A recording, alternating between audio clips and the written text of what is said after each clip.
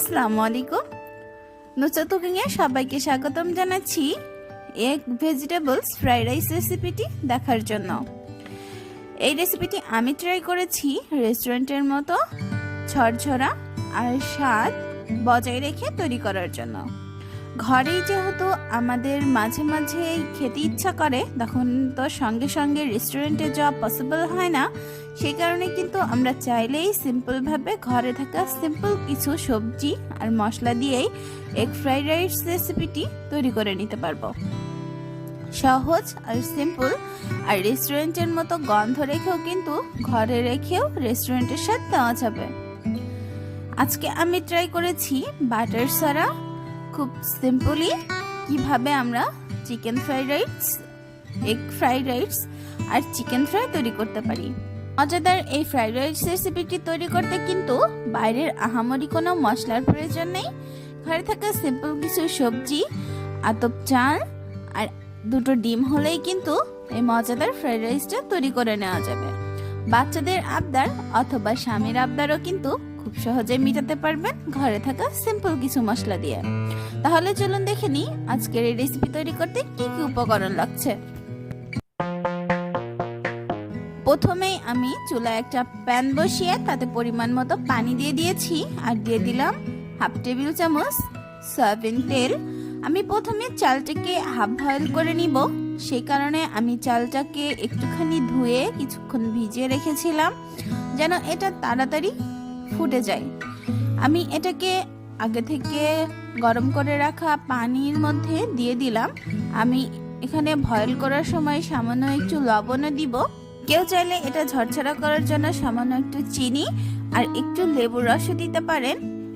Fried rice recipe তৈরি করার ক্ষেত্রে কিন্তু চালটা বেশি ফোটানো যাবে না। এটা কিন্তু আধা সেদ্ধ বা ভিতরে মাছ রেখে কিন্তু এটাকে ভালো করে ফুটিয়ে নিতে হবে। যদি মাছ না থাকে আর তাহলে কিন্তু এটা ভাজার সময় অনেকটা নরম হয়ে যাবে, ঝরঝরা রেস্টুরেন্ট স্টাইলে ফ্রাইড রাইস হবে না। তো এটা আমার আধ সেদ্ধ হয়েছিল, আমি দেখিয়ে দিলাম এটা কতটা সিদ্ধ হয়েছে। দেন আমি এটা একটা ছাড়ানো পাত্রে উঠিয়ে নিচ্ছি আর এক চুলায় আরেকটা প্যান বসিয়ে তাতে পরিমাণ মতো সয়াবিন তেল দিয়ে নিলাম। তেলটা একটু গরম হলে আমি এখানে দুটো ডিম নিয়ে নিচ্ছি। দুটো ডিম এখানে দিয়ে এটাকে আমি ঝুরঝুরা করে নিব। লাস্টে এটা অ্যাড করতে হবে। প্রথমে একটুখানি লবণ দিয়ে নিলাম আর দিব সামান্য একটুখানি গোলমরিচ গুঁড়ো। গোলমরিচ গুঁড়ো দিলে ডিমের টেস্টটা অটোমেটিকলি বেড়ে যাবে।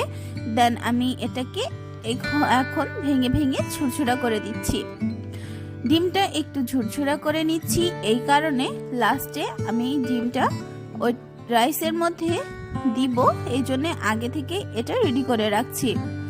যেহেতু এটা পরে রেডি করা যাবে বা রাইসের মধ্যে দিলে এটা ভালো হবে না, সে কারণে আমি আগে থেকে এটাকে রেডি করে নিচ্ছি। কেউ চাইলে পরেও দিতে পারেন বা সবজির সঙ্গেও অ্যাড করে দিতে পারেন। আমি এটা আলতো হাতে আস্তে আস্তে এটাকে ভালো করে ছুটছুড়া করে নিয়ে উঠিয়ে নিলাম। দেন চলে আরেকটা প্যান বসিয়ে তাতে পরিমাণ মতো সয়াবিন তেল দিয়ে দিলাম। আমি আগেই বলেছিলাম যে আমি এখানে কোনো বাটার অ্যাড করব না, বাটার ছাড়াই আমি আজকে ফ্রাইড রাইস করে দেখাবো। কেউ চাইলে বাটারও দিয়ে করতে পারেন, আবার চাইলে আমার মতো বাটার ছাড়াও করতে পারেন। আমি এখানে প্রথমে একটুখানি রসুন কুচি দিয়ে একটুখানি সটে করে নিয়ে তারপরে দিয়ে দিলাম 1 কাপ পেঁয়াজ কুচি। পেঁয়াজটাকে হালকা একটুখানি সটে করে নিব। দেন আমি সাদা থাকতে থাকতে এখানে আগে থেকে কেটে রাখা বরবটিটা দিয়ে দিব। এটা যেহেতু আমি যেগুলো সবজি নিয়েছি তার মধ্যে একটু শক্ত সবজি, তাই আমি আগেই এটা অ্যাড করব। এবার আমি কুচি করে কেটে নিয়েছি কিছুটা সিম, সেটাও অ্যাড করলাম। আমি আগে থেকে বলেছিলাম ঘরে থাকা সিম্পল সবজি দিয়ে আমি এটাকে রান্না করে নিব। এবার দিচ্ছি ফুলকপিটাকে আমি কুচি করে কেটে নিয়েছি। আমি শক্ত সবজিগুলো আগে অ্যাড করব, আস্তে আস্তে একটা একটা করে অ্যাড করব। আর এই পর্যায়ে সামান্য পরিমাণে একটুখানি লবণ দিয়ে দিব, কেননা সবজিগুলো যেন তাড়াতাড়ি নরম হয়ে আসে। এবার এটাকে একটুখানি সটে করে নিয়ে আমি কাঁচামরিচ আর বাঁধাকপিটাকেও অ্যাড করে দিলাম। বাঁধাকপি যেহেতু নরম সবজি আর ওগুলোকেও আমি একটুখানি সটে করে নিয়েছি, তা ওগুলো একটুখানি নরম হয়ে গেছে। আই এম এক্সট্রিমলি সরি, আমি মাঝখানে টমেটো দিয়েছিলাম, সেই ভিডিওটা কি করে জানি স্কিপ হয়ে গেছে, আমি বুঝতে পারিনি। তো এ পর্যায়ে আমি টমেটো দেওয়ার কিছুক্ষণ পরই রাইসটাও অ্যাড করে দিলাম, যেহেতু টমেটো অনেক নরম একটা সবজি। রাইসটা দিয়ে এবার আমি এটাকে ভালো করে আলতো হাতে নেড়ে দিব। নেড়ে নেড়ে এটাকে আরও কিছুক্ষণ ঝরঝরা করে দিতে হবে।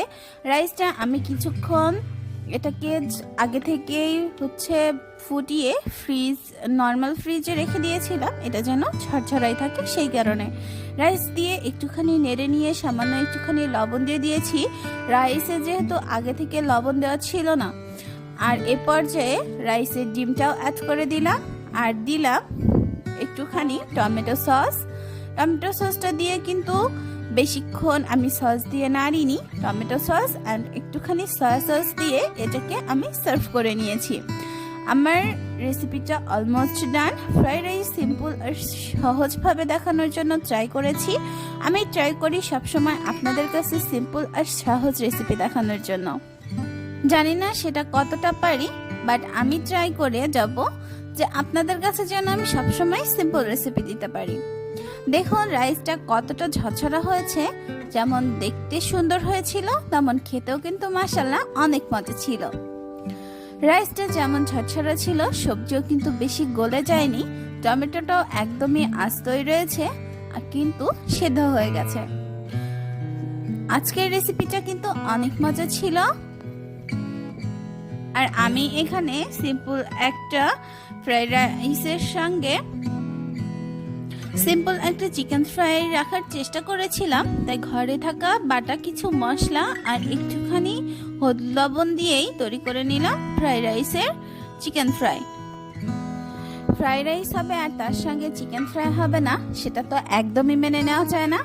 তাই আমি এটা মানতে না পেরে ঘরে থাকা অল্প কিছু মশলা দিয়েই তৈরি করে নিয়েছিলাম চিকেন ফ্রাই। উপরটা ছিল ভালোই ক্রিস্পি আর ভিতরটা ছিল অনেক জুসি, খেতেও অনেক মজা হয়েছিল। আশা করছি খুব শীঘ্রই চিকেন ফ্রাই রেসিপিটিও আপনাদের সঙ্গে শেয়ার করব খুব সিম্পলি। রেস্টুরেন্ট স্টাইলে এই রেসিপিটি আশা করছি আপনাদের সবারই অনেক ভালো লাগবে, কেননা রেস্টুরেন্টের খাবার কিন্তু আমাদের সবারই অনেক প্রিয়। আর যদি ব্যাচেলার অথবা কোনো নতুন রাঁধুনি আমার রেসিপি দেখে থাকেন, তাহলে অবশ্যই আপনারা সিম্পল আর সহজভাবে এই রেসিপিটি বাসায় তৈরি করে নিতে পারবেন। আশা করছি প্রত্যেক দিনের মতো আমার আজকের রেসিপিটিও আপনাদের কাছে অনেক ভালো লাগবে। যদি আমার রেসিপিটি আপনাদের কাছে ভালো লাগে তাহলে অবশ্যই বাসায় ট্রাই করবেন, ফ্রেন্ডস অ্যান্ড ফ্যামিলির সঙ্গে আমার রেসিপিটি শেয়ার করবেন। আমার চ্যানেলটি সাবস্ক্রাইব করে পাশে থাকা বেল বাটনটি ক্লিক করে দিবেন নতুন ভিডিও দেওয়ার সঙ্গে সঙ্গে সবার আগে নোটিফিকেশনটি পাওয়ার জন্য। আমার চ্যানেলে শেয়ার অ্যান্ড কমেন্টস করতে একদম ভুলবেন না, কারণ আপনাদের কমেন্টস আর শেয়ার আমাকে অনেক উৎসাহ করে। আপনাদের সকলে দোয়া ও সহযোগিতা কামনা করছি। আল্লাহ হাফেজ, আসসালামু আলাইকুম।